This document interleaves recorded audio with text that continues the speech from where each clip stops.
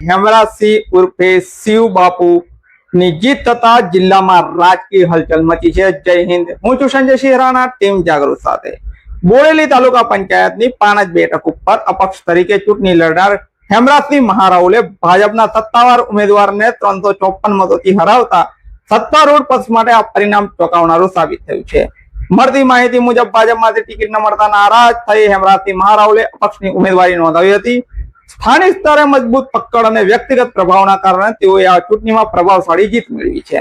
તેમની જીત બાદ છોટાઉદેપુર જિલ્લામાં ભારતીય જનતા પાર્ટીની અંદર ચાલી રહેલા અસંતોષને લઈને હેમરાજસિંહ મહારાઉલે ખુલ્લેઆમ આક્ષેપ કર્યો હતો કે ભાજપમાં ટિકિટ ફાળવણી પારદર્શક રીતે કરવામાં આવી નથી। તેઓએ જણાવ્યું છે કે કોંગ્રેસમાંથી આવતા નેતાઓને વધુ પ્રાધાન્ય આપવામાં આવી રહ્યું છે, જ્યારે વર્ષોથી પક્ષ સાથે જોડાયેલા કાર્યકરોની અવગણના કરવામાં આવી રહી છે। તેમણે ભાજપને હવે કોંગ્રેસ યુક્ત બની ગઈ છે તેવો તીખો પ્રહાર પણ કર્યો હતો।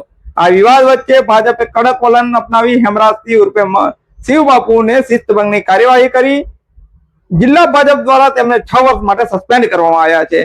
સાથે તેમને પ્રાથમિક સભ્યપદ સહિતના પક્ષના તમામ હોદ્દાઓથી દૂર કરવામાં આવ્યા છે। પક્ષના સત્તાવાર ઉમેદવાર સામે બળવો કરી ચૂંટણી લડવી એક ગંભીર શિસ્તભંગ ગણાતા આ પગલું ભરાયું હોવાનું જિલ્લા ભાજપા દ્વારા જણાવાયું હતું। જો કે હેમરાજસિંહ મહારાઉલ માત્ર રાજકીય રીતે નહીં પરંતુ સહકારી ક્ષેત્રમાં પણ પ્રભાવશાળી સ્થાન ધરાવે છે।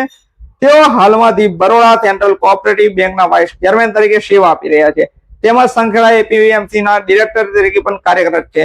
તેમની રાજકીય પકડનો અંદાજ એથી પણ આવે છે કે તેમના પત્ની શીતલ કુંવરબા મહારાઉલ બોડેલી તાલુકા પંચાયતના પ્રમુખ તરીકે સેવા આપી ચૂક્યા છે। બોડેલી તાલુકાની પાણજ તાલુકા પંચાયત બેઠક પર ભારે રસાકસી અને પ્રતિષ્ઠાનો જંગ જોવા મળ્યો હતો, પરંતુ અંતે અપક્ષ ઉમેદવાર તરીકે મેદાનમાં ઉતરેલા હેમરાજસિંહ મહારાઉલે જીત મેળવી, જે હાલ ચર્ચાનો વિષય છે। નમસ્કાર।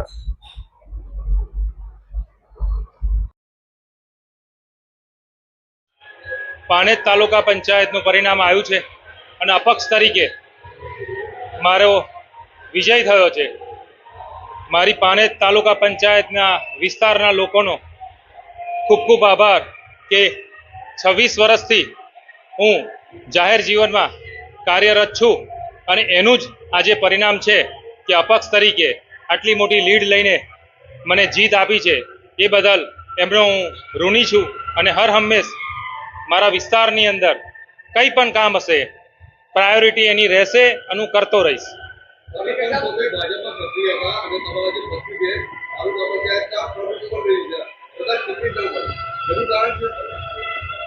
સંગઠનની અંદર મારા માટેની જે કિન્નાખોરી હતી એ કિન્નાખોરીના હિસાબે બની બેઠેલા જે બીજા પક્ષમાંથી આવેલા અને મૂળ ભાજપના કાર્યકર્તાઓને રોંધવાનો જે સિલસિલો ચાલી રહ્યો છે એ સિલસિલો તોડવા માટે જ મારે અપક્ષ ઉમેદવારી કરવી પડી છે અને આજે એનું પરિણામ આપ સૌની સમક્ષ છે।